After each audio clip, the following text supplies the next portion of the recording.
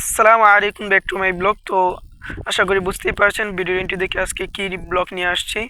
তো যারা গ্রামে বারবিকিউ চিকেন পার্টি করতে চান একদম সহজ উপায়, তো আমার ভিডিওটা ফুল দেখবেন তাহলে আপনিও পারবেন। কি কি মশলা লাগে, কি কি লাগে বারবিকিউ করতে সব কিছু আপনারা দেখতে পাবেন, কিভাবে পড়তে সব কিছু একদম শেষ পর্যন্ত দেখতে পাবেন। তো এই ভিডিওটা দেখতে থাকেন। তো আমি একটা মুরগি ভালোভাবে ছিলিয়ে নিলাম, ছিলানোর পর পিস করব। তো পিস করা শেষ, এখন আমি আরেকটি বাজারে চলে যাব কিছু মশলাপাতি আনার জন্য। তো বাজারে চলে গেলাম এখন।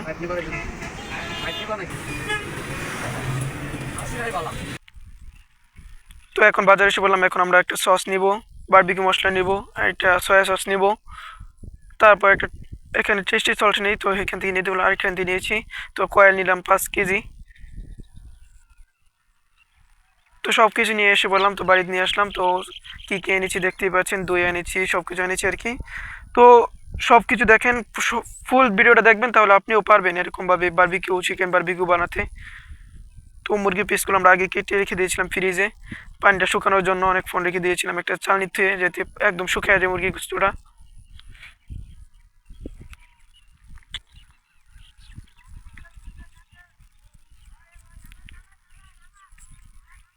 তো ফিস আমাদের যত টিমমেট 6 জন আমাদের আজকে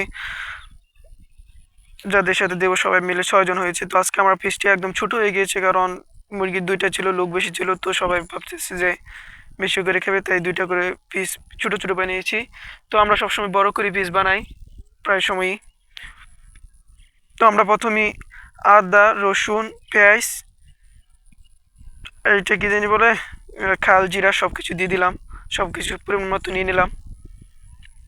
বেশিও দেবো না, কম দেবো না, পরিমাণ মতো যেতটুকু লাগে সেটা বুঝে দিতে হবে, না হলে কিন্তু বারবিকিউ ভালো লাগবে না।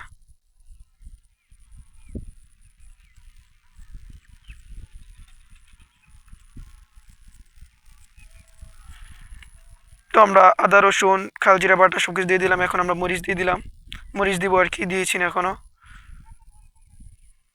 মরিচ দিলাম 2 চামচ, বেশি দিলে জাল হয়ে যাবে। তো হলুদ দিয়ে দিলাম 2 চামচ। তো এখন বারবিকিউ মশলা পুরোটুকু দিয়ে দিব, 1 প্যাকেট।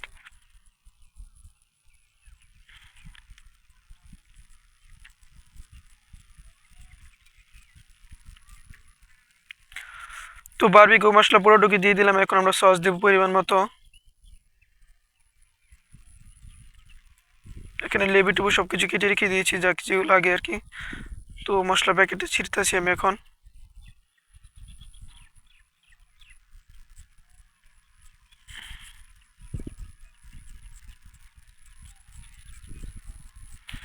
এমনভাবে লাগাইছে ছিঁড়তেও পারছি না। তো ছিঁড়া শেষ অবশেষ, তো আমরা সসগুলো দিয়ে দিলাম একদম পরিমাণ মতো, বেশি দিব না কমও দিব না। আবার সস রেখেও দিতে হবে, পরে মুরগি দিয়ে খাবে। তো এখন সয়া সস দেব।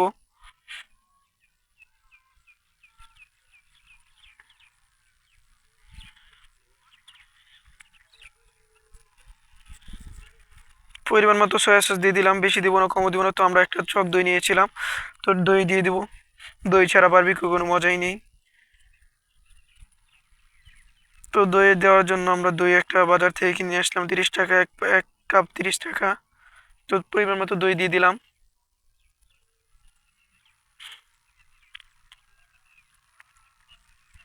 তো টেস্টি সল্ট দিয়ে দিলাম এখন, টেস্ট আরও বাড়ানোর জন্য।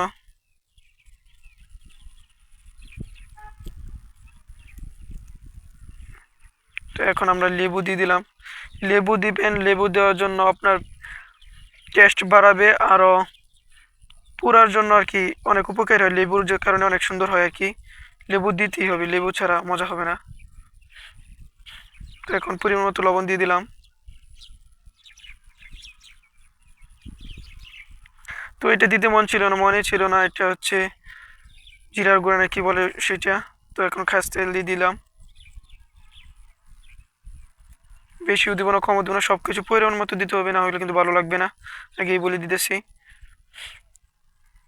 তো মশলাটার কালারটা কীরকম আসছে, অনেক সে একটা কালার, ফ্লেভারটা সুন্দর আর হচ্ছে বিশাল। তো আমরা এখন মুরগিতে মিশাচ্ছি, মুরগির রানটিতে।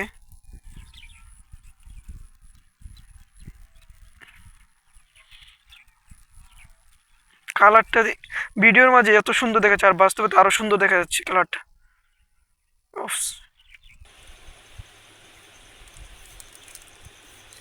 আবার একটু তেল দিয়ে আমরা থুয়ে দিলাম, তেল দিয়ে উপরে একটা এয়ার দিয়ে দেবো হাত দিয়ে।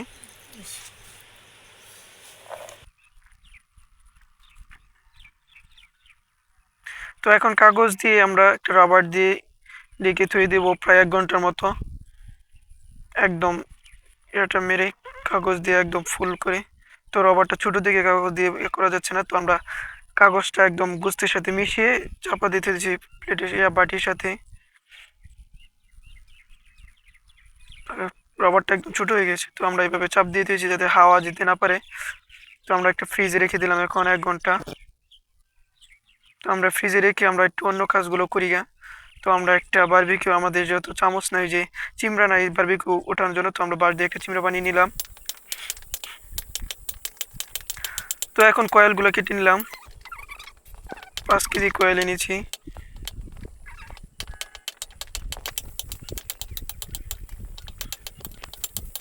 কয়েলগুলো এভাবে ছোটো ছোটো কেটে নেবেন।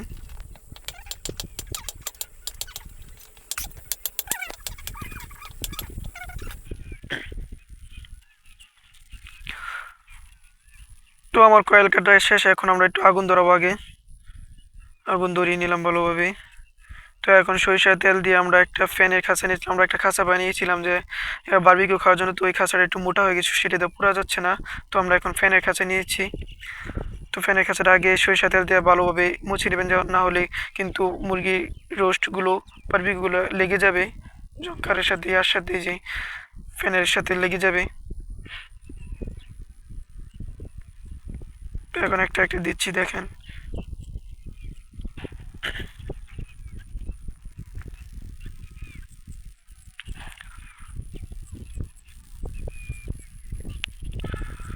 আমাদের পিস হয়েছে 18টা, 2টা মুরগিতে আমরা 18টা পিস বার করেছি। এমনি বরাবর সবসময় আমরা বার করি 2টা মুরগিতে মাত্র।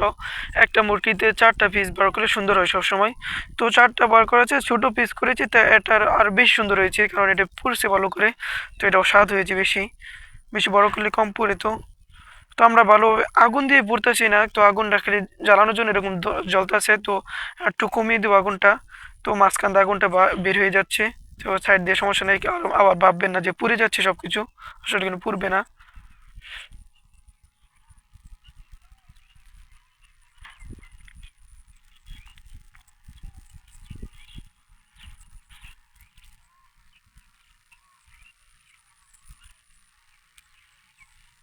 এখন আমরা আরও মশলাগুলো একটু উপরে দিয়ে দিচ্ছি।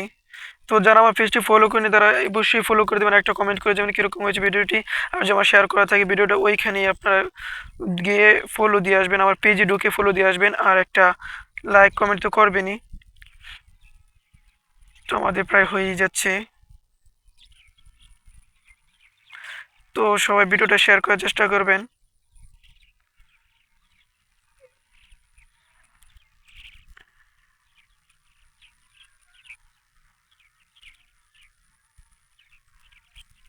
আমাদের বারবিকিউ হয়ে গেছে প্রায়। তো এখন খালি পরিবেশন করব, কোন সময় নামাবো খালি এরকম ভাবতেছি। তো সরিষা তেল দিতে বেলা মনে করলেন একটা উল্টাবে না, সরিষা তেল দিবেন। তো আমরা ভিডিওতে সব কিছু দেখাতে পারছি না, কারণ কাজ করতেছি, তো ভিডিও করার টাইম নেই। একটা একটু পুড়ে গেছে, সেটা সমস্যা নেই, একটু তেল দিয়ে দিলাম। তো বারবিকিউ দিয়ে খাওয়ার জন্য 2টা বাউন্ডারি প্যাকেট আনতে বেকারিতে গিয়েছিলাম। তো বেকারির অবস্থা দেখে আমার বাউন্ডারি তো ঢুকছে না মুখে। তো আমাদের ভিডিওটি ভালো লাগলে কমেন্ট করবেন, ফলো করবেন। আশা করি ভালো থাকবেন। আসসালামু আলাইকুম।